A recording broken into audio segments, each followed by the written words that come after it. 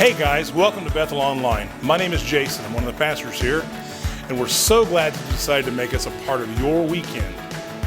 No matter who you are, where you come from, we're so glad you're here. Our vision is to be a safe place for real people to encounter the real Jesus and experience real change. Our hope and our prayer is that no matter who you are or what you've been through, you know that you are loved and you are wanted here. We would love to get to know you better and help you connect with all that's going on. You can do this by going to our website at www.bethel.us or by downloading the Bethel app.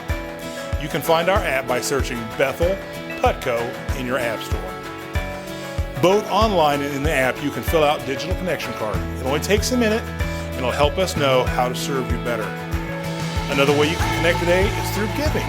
Your generosity at Bethel directly impacts God's mission to radically change people's lives in Putnam County and beyond. Through the ministries of Bethel and the many local and regional organizations we support, people are able to see the grace of God and how much He loves them. You can always give on our website at bethel.us/give or in the Bethel app. Thank you for partnering with us and making a difference. Well, thanks again for tuning in online today. Know that you are wanted and welcome here, and you are loved. I hope you all have a great day. I love the stories early in Jesus's earthly ministry. I love these stories because He comes to people as they're living the life they've known, all that they've experienced. They're elbows deep in life, just like us, and they're going about life and doing the things that you do, and Jesus comes to them and He asks them, "Come and follow me." Jesus is not just merely saying, "Hey, I've met you now, you're good." Jesus is calling them up out of the life that they've known to something more. He's calling fishermen to become evangelists. He's calling the crooked tax collector to become righteous. He's calling these people out of spaces and places that they've known, and He's calling them to be something else. He's calling them to be a follower. And throughout the stories of the Bible, you'll see that there are people Jesus is touching and Jesus is healing, and there's a crowd around, and there's also His close followers.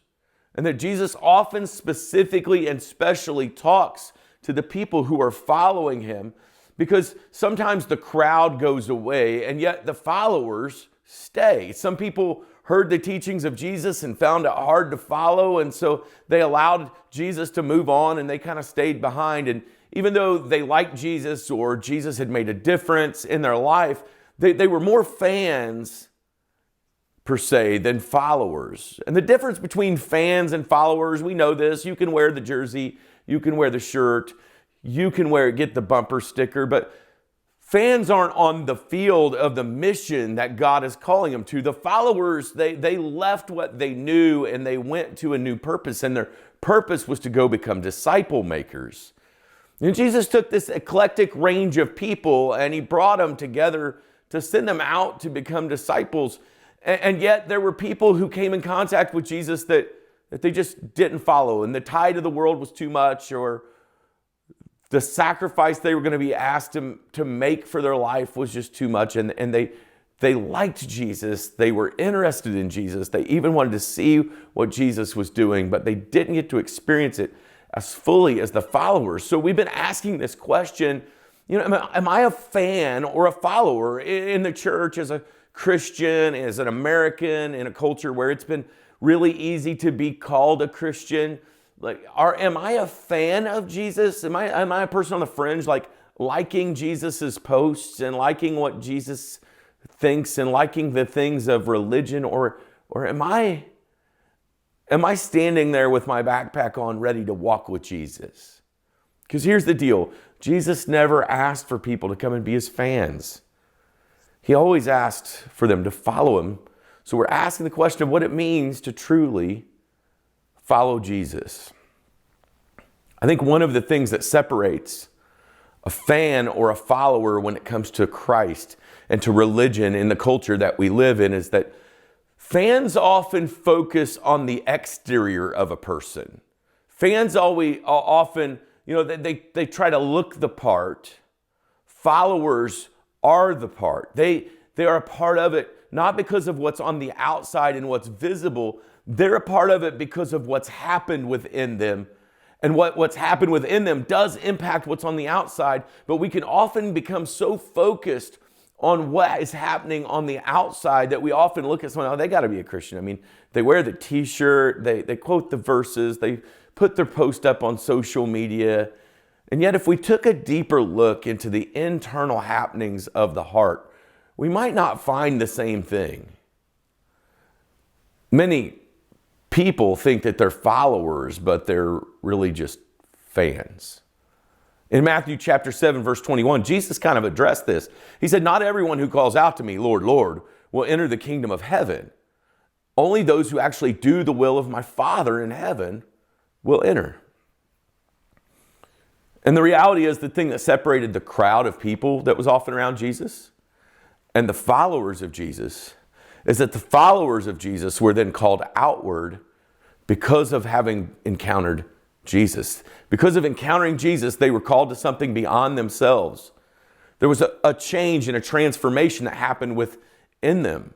In that verse in Matthew chapter 7, Jesus says, I might reply, I never knew you if you were just a fan.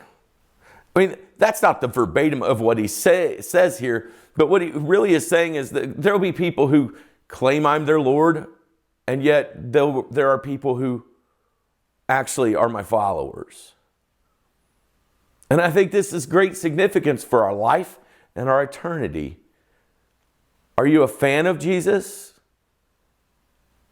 Or are you a follower of Jesus? And every encounter with Jesus calls us to follow him.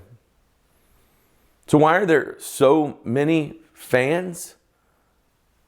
I think that oftentimes in religion, and specifically in American religion, we've put our focus on a life of faith as being what is on the outside of a person.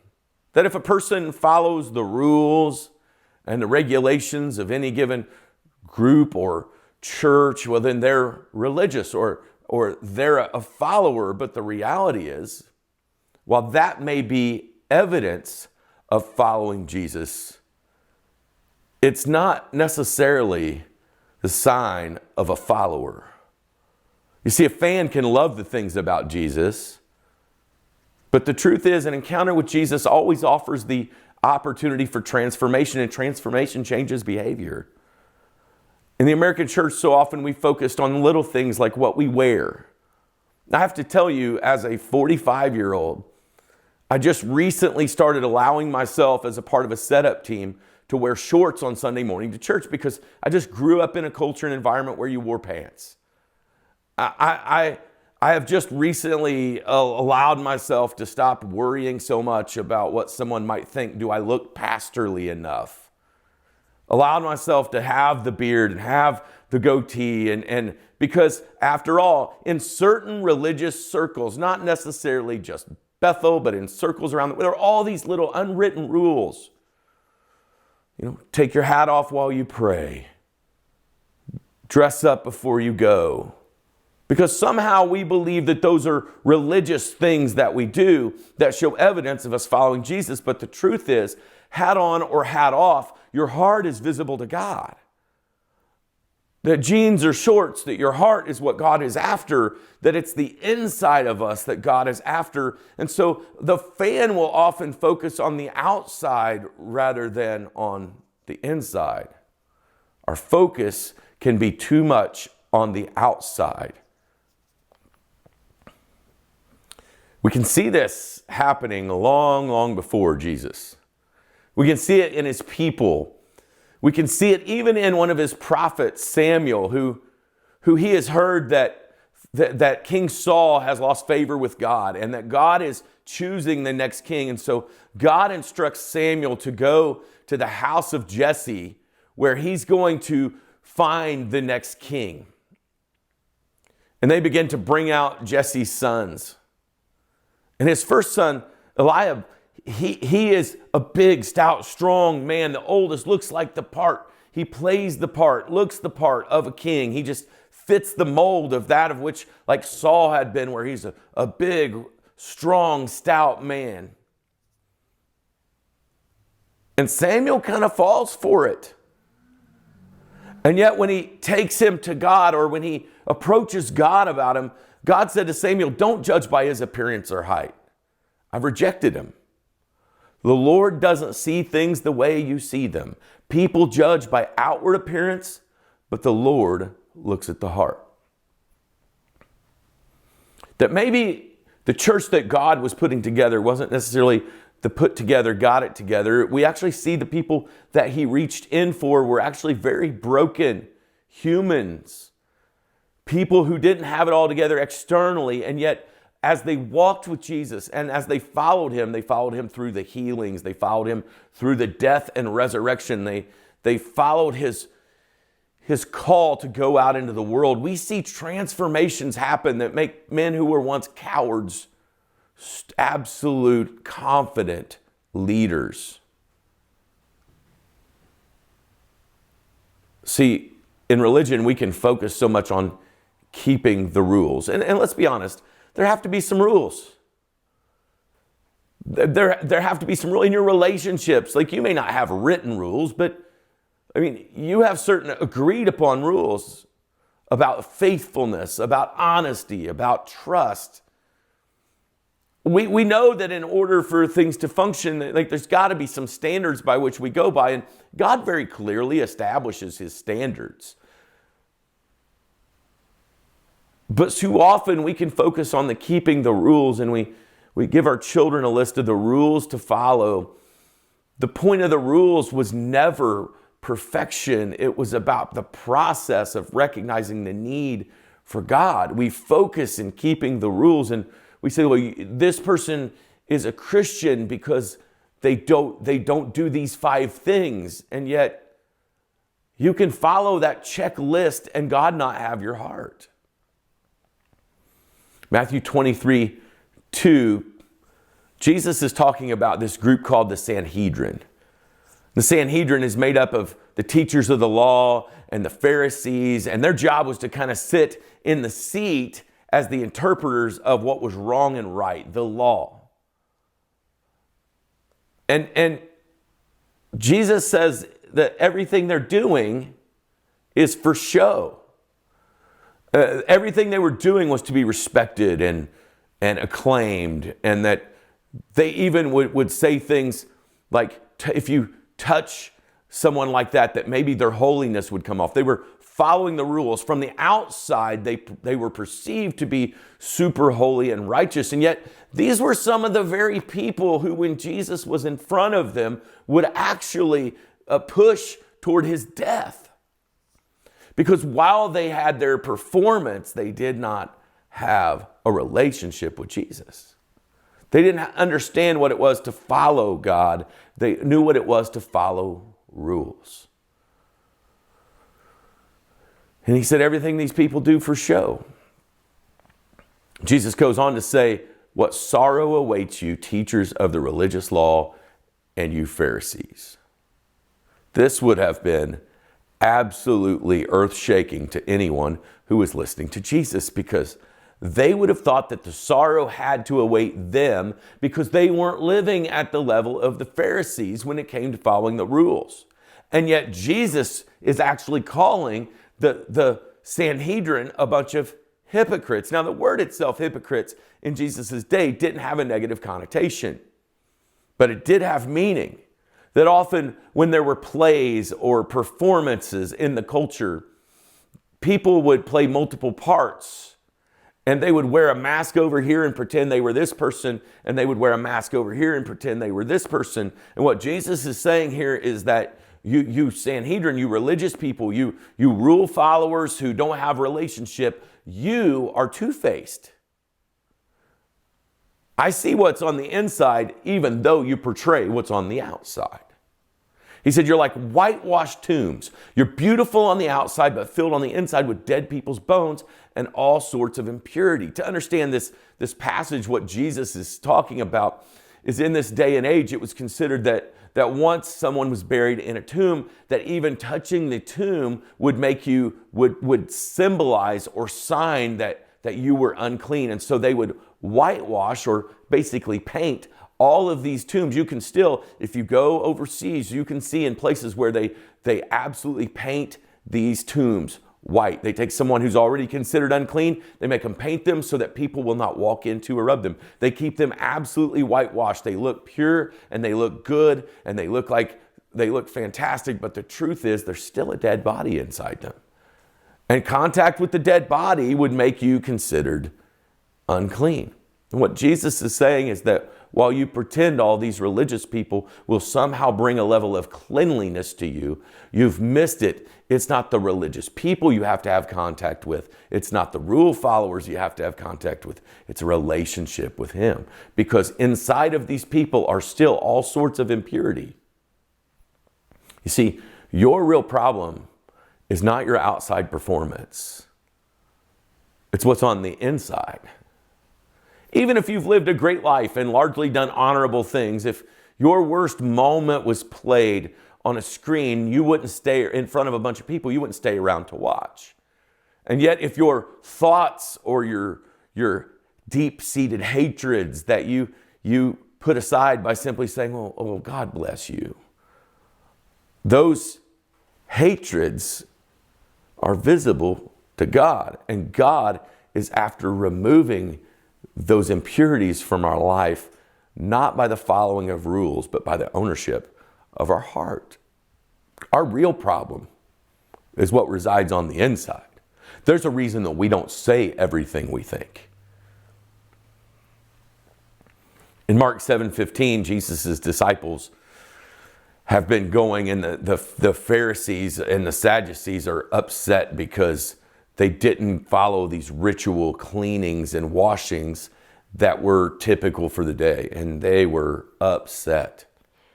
And Jesus teaches that it's not what goes into your body that defiles you. You're defiled, but what comes from your heart. And then he adds, it's not what comes from inside it is what comes from the inside that defiles you. Are you focusing your life on the outside perception of who you are, or the internal reality of who you are in the presence of God? Because God has the ability to transform us from the inside. That the real transformation God is after is from the inside out. That as He transforms us inside, the outside will change. God, when Jesus calls the men to come and follow Him, and He says, come and follow me, and I will make you fishers of men. He's talking to fishermen. He's speaking their language. You come follow me. Follow me, and I'll make you who you need to be. The same is true when it comes to our life, or a holiness, or a sin in our life that's a secret sin. It's that when we follow Him, God has the ability to begin to remove, like a surgeon, to remove that which is toxic for us and damaging to us. He says, for within a person's heart come evil thoughts, sexual immorality, theft, murder, adultery, greed, wickedness, deceit, lustful desires, envy, slander, pride, and foolishness. All the vile things come from within. They are what defiles you.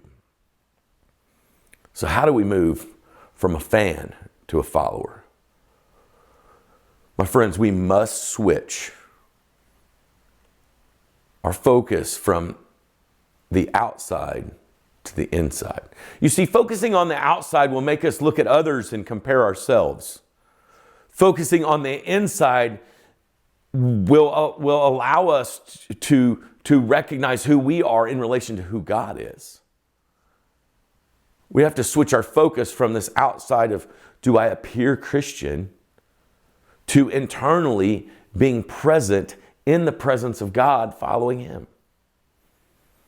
Psalm 139, verse 23 and 24, David says it this way, search me, O God, and know my heart. Test me and my anxious thoughts.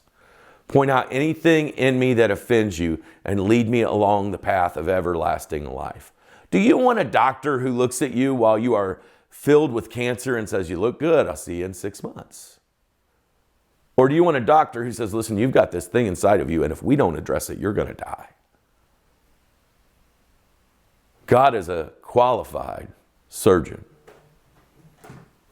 God is able and capable of doing the work of making us righteous. When we entrust our heart and our life to Him, when we ask Him, God, would you recognize what it is in me that needs to change and change it? When we focus inward rather than God, help me not appear like an idiot.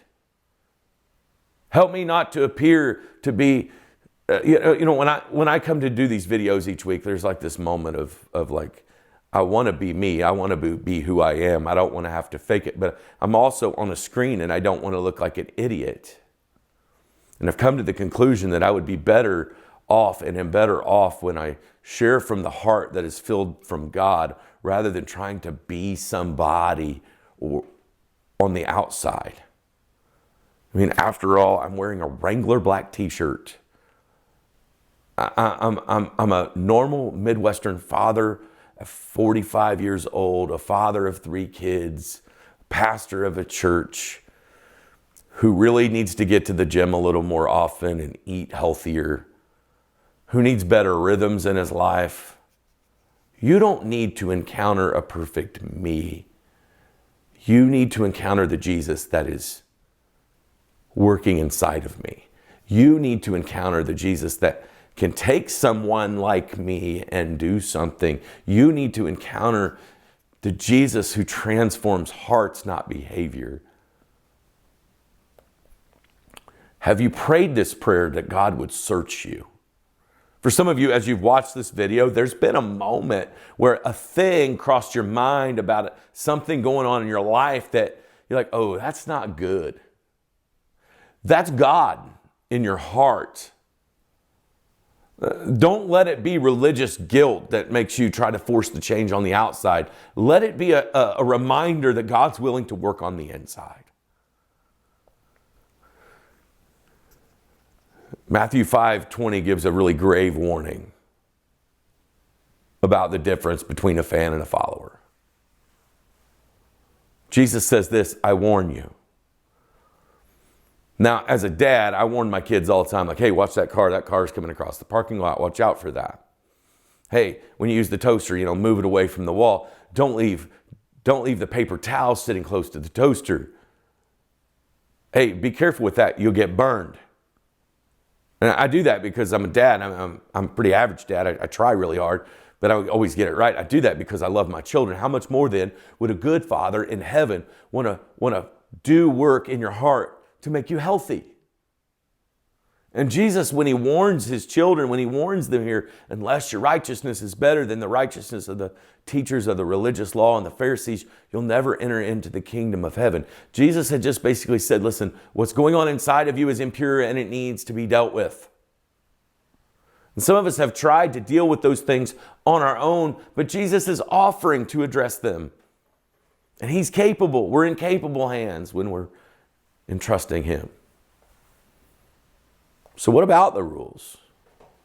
I mean, do we just throw the rules away? No, the rules are a great reminder of the standard by which God calls us to live. That living by God's truth is a standard that God has set. But by simply trying to follow the rules, we can miss the spirit of who God is, a transforming God. We can turn a relationship with Him into a checklist of things that are just performance, that inside are just because we're trying to convince others that we're following Jesus. Are you focused more on the outside or the inside? I mean, you wouldn't say to your wife, hey, we know in our heart we're married, just do whatever you want. You wouldn't say to your husband, hey, go do whatever you want, be unfaithful, be dishonest to me. We know in our heart that we're married. No, because we're married, because we practice these, here's another thing, because we practice these rules, they become who we are. I mean, Early in a marriage, you might set boundaries about relationships with the opposite sex. You might set boundaries about what that looks like with family. But then at some point, you aren't just establishing boundaries about your family versus extended family. You're becoming your own family, which is God's purpose.